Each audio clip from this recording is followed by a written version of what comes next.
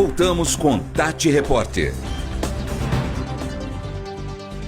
Na comunicação, César Caparelli. 8h34. Deixa eu trazer a participação da advogada Thaisa Mara Sintra Rodrigues. Doutora, bom dia. Seja bem-vinda aqui ao Tati Repórter. Muito obrigado pela participação. Como vai a senhora? Tudo bem? Bom dia. Graças a Deus, tudo bem. Vocês, como vão? Tudo bem também. É um prazer imenso estar aqui, tá? Com prazer vocês. É todo nosso. Muito obrigado, a gente que agradece. Doutora, em 2019, sem a pandemia do Covid-19, o Brasil foi considerado o país com o maior número de pessoas ansiosas no mundo, segundo uma pesquisa da Organização Mundial da Saúde, a OMS. No ano anterior, cerca de 18 milhões de brasileiros foram diagnosticados com o transtorno. De acordo com uma pesquisa, One Year of Covid-19, do Instituto Ipsos, se eu estiver errado, a senhora me corrige, por favor, para o Fórum Econômico Mundial, divulgado em abril de 2021, mais da metade dos brasileiros entrevistados, significa 53%, afirmaram que sentiram piora da saúde mental desde o começo da pandemia. No mundo, essa taxa é de 45%. Doutor, o que motivou esse estudo sobre a relação entre a pandemia, transtornos mentais e acidentes de trabalho consecutivamente? Sim. Bom, na verdade, assim, o adoecimento mental foi muito potencializado com o advento da pandemia, né? E eu, quando atuava ainda como advogada, tá, mais de 10 anos, eu atuo no mundo corporativo, aí, seja em escritórios de advocacia, empresas nacionais e multinacionais. Nós já sentimos, né, como profissionais que lidamos com direito do trabalho, saúde do trabalhador, enfim, um aumento e uma tendência muito grande a esse tipo de adoecimento. E a pandemia, quando veio, né, com todas as características, aspectos de isolamento social, home office, sobrecarga de trabalho, jornadas exaustivas, né, o trabalho que foi para dentro de casa, então questões familiares, pessoais, profissionais, ficaram todas, né, ali, não há como dissociar o que atividade de trabalho, atividades familiares. Então, e certamente o luto, a doença, a insegurança, o medo das pessoas, o adoecimento mental foi, de fato, muito crescente, né, nos dias de hoje, afastamentos, inclusive também aposentadorias por invalidez decorrentes do adoecimento mental. Então, de fato, nós temos aí um problema sério a ser enfrentado, um impacto financeiro, um impacto social e humano muito grandes também. Não é? E o projeto foi pensado exatamente nesse sentido, de trazer normas regulamentadoras que possam gerir esses fatores estressores, né, a fim de minimizar os riscos e danos. No quesito afastamento, doutor, entre os motivos de afastamentos dos trabalhadores, os transtornos mentais, se a gente puder dizer assim, estão entre as principais causas, portanto, é isso? Exatamente. Hoje, nós ainda temos as doenças osteomusculares como principal causa. Mas até 2030, certamente as doenças mentais serão as principais causas. Quais são as consequências, doutora, se estão incluídos, né? Se está incluído nessa pesquisa, inclusive uma pesquisa, um trabalho de pesquisa da senhora, da advogada Thaisa, doutoranda na Escola de Enfermagem de Ribeirão Preto, na USP, no programa Interunidades. Em termos de custo, quanto isso afeta, né? Quanto isso traz, os transtornos trazem em relação a isso? Sim, nós temos os últimos números, nós temos de 2012 a 2018, tá? Foram levantados diversos afastamentos, pensões por mortes, aposentadorias por invalidez. O custo no Brasil foi de 79 bilhões de reais, tá? Então, nós tivemos aí um período de 6 anos.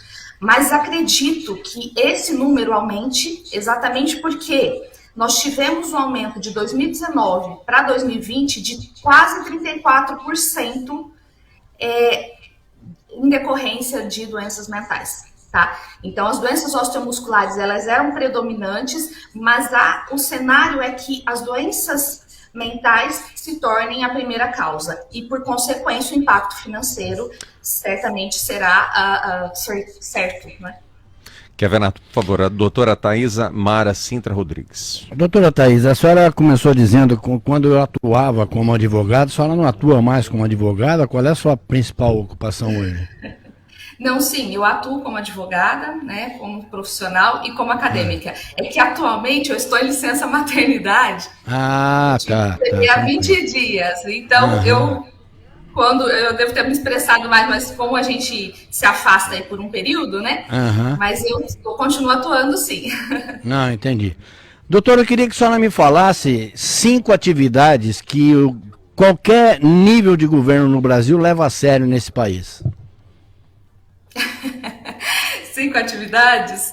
Bom, na verdade, assim, é difícil falar, até porque é difícil não, de saúde... É impossível, né? Se o governo não nos leva a sério, qual é o problema em ser ansioso? Eu sou ansioso e adoro ser ansioso, eu gosto de viver em ansiedade, trabalho melhor sob pressão, né? Não fico me imaginando ser o bam das coisas, eu mando, eu comando, eu faço, tem que ser do meu jeito. Não, as coisas são absolutamente normal. Não é que a senhora não consegue, não é uma incapacidade da senhora, desculpe. É uma incapacidade de todos nós brasileiros apontarmos 5 atividades sociais que esse governo leva a sério. Nenhum leva a sério. O governo municipal não leva a sério, o estadual não leva a sério e o federal menos ainda. Então nós vivemos num país de descuidados. Vivemos num país em que nós temos que nos virar nos 30. Lamentavelmente, é isso. Eu concordo, com certeza. Com certeza. E exatamente, ainda existe um desconhecimento por parte da população muito grande sobre os seus direitos, né? Sobre os mínimos direitos. Lógico. Né? Eu acho que a vida... Desculpa, a vida é muito séria para a gente perder tempo de nascer no Brasil, né? Sim, é complicado. E nós temos aí uma política nacional de saúde e de segurança do trabalhador. É perfeita, em termos de teoria, ela é fantástica. Se a senhora pegar de cabo a rabo, todos os parágrafos, incisos que estão inscritos lá são maravilhosos. É um respeito absoluto. Doutora Thaisa, há como se precaver sobre esse tipo com relação a esse tipo de transtorno? Sim, na verdade, ainda que seja muito subjetivo, né, quando falamos em transtorno mental, em riscos psicossociais, é plenamente possível adotarmos medidas, por exemplo, de conscientização das pessoas, de saúde mental, não é? Especialmente quando se tem um ambiente corporativo que é violento psicologicamente, que traz práticas antiéticas, práticas de assédio moral, práticas de assédio sexual, né? São tantos atos de gestão, comunicação ineficaz, são fatores, né, que motivam certamente esses riscos psicossociais e potencializam o adoecimento. Então, eu acho que a primeira porta de entrada seria uma conscientização, né, das pessoas, do trabalhador, do empregador, que afeta indiretamente a sociedade, porque quando um trabalhador adoece, afeta toda uma sociedade. A dimensão é humana, é social e não é individual. Ela é coletiva. A Yara, aliás, desculpa, o Glauber, é que eu li uma outra mensagem, que ele questiona o seguinte: doutora, na questão mental, existe alguma lei que obriga as empresas? Eu ia entrar justamente na questão das empresas, aí o papel das empresas.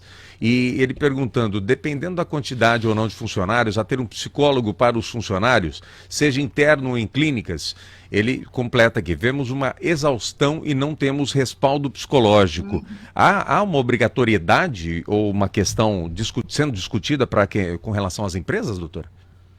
Hoje não, tá? Mas o projeto de lei pensado e de iniciativa, né, que está tramitando no Congresso Nacional, primeiramente na Câmara dos Deputados, ele traz exatamente isso, essa medida de intervenção para que um dos riscos psicossociais se torne, então, regulação, ou seja, né, legislado para que as pessoas, então, possam ter esse norte, né, os trabalhadores, as empresas, enfim, e tragam medidas que possam prevenir, mitigar e até mesmo trazer essa conscientização das pessoas.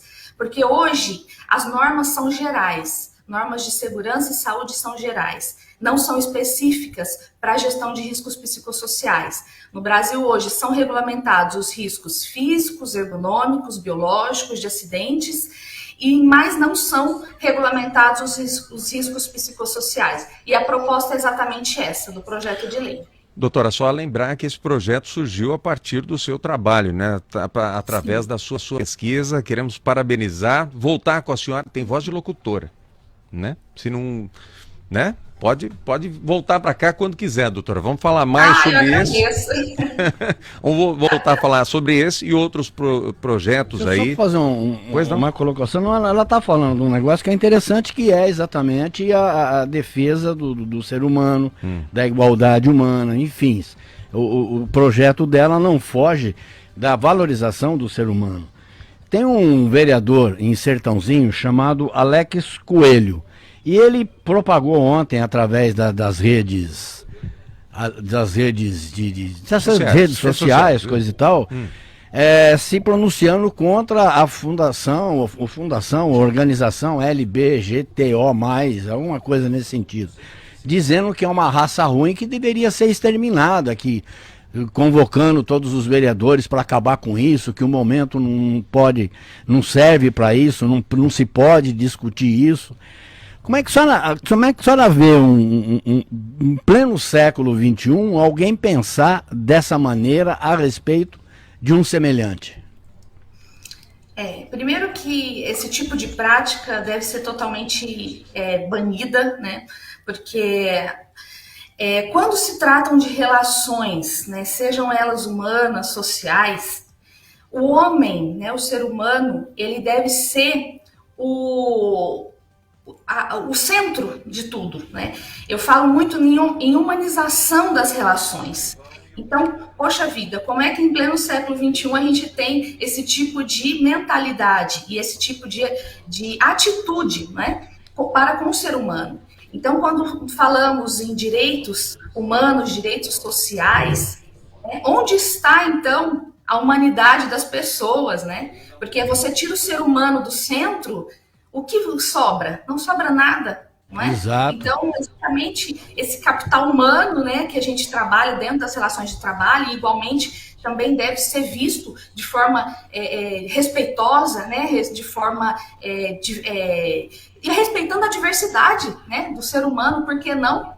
Então, é triste de ver, certamente, esse tipo de ideia de propagação, né? Então, Doutora, é discriminatória, assim. Só para completar aqui, o Glauber, que perguntou sobre o psicólogo nas empresas, ele diz o seguinte, só para completar a informação dele, ele diz que trabalhou por 20 anos na área de carro forte e a briga deles foi grande para isso, mesmo depois de vários assaltos e também de mortes. Doutora, mais uma vez, à disposição aqui, muito obrigado pela participação, direto de Franca, a doutora Thaís Amara Sintra Rodrigues. Muito obrigado. Obrigada. Boa semana. Agradeço, muitíssimo o convite. Um bom dia. A gente que agradece. Bom dia. Deixa eu trazer